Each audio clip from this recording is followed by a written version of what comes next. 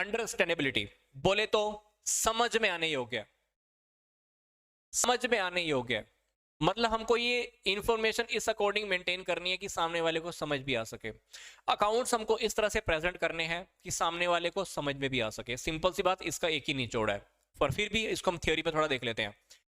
Accounting information should be presented in A such a simple and the logical manner.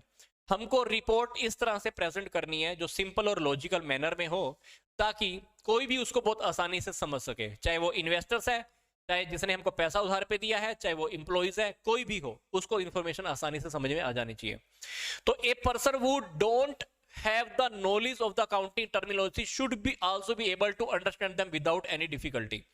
अगर किसी इंसान को accounts की नॉलेज नहीं भी है, अगर किसी इंसान को अकाउंट की नॉलेज नहीं भी है, तब भी उसको अकाउंट समझने में कोई डिफिकल्टी नहीं होनी चाहिए। And this can be done only by the relevant explain notes to the explain the information.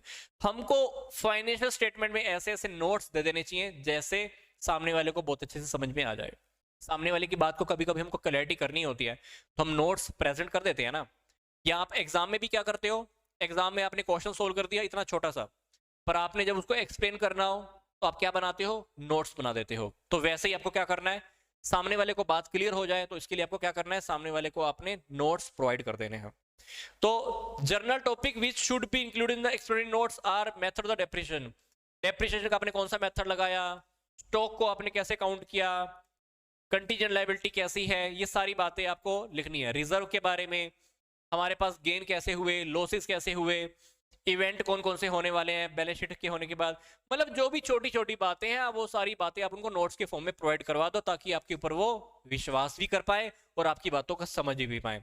फिलहाल इस टॉपिक का मीनिंग सिर्फ ये था कि हमको अकाउंटिंग इंफॉर्मेशन इस तरह से प्रेजेंट करनी है कि सामने वाले को अगर अकाउंट्स के बारे में थोड़ी सी भी नॉलेज नहीं है तो भी सामने वाले को बात सारी अच्छे से समझ में आ जाए।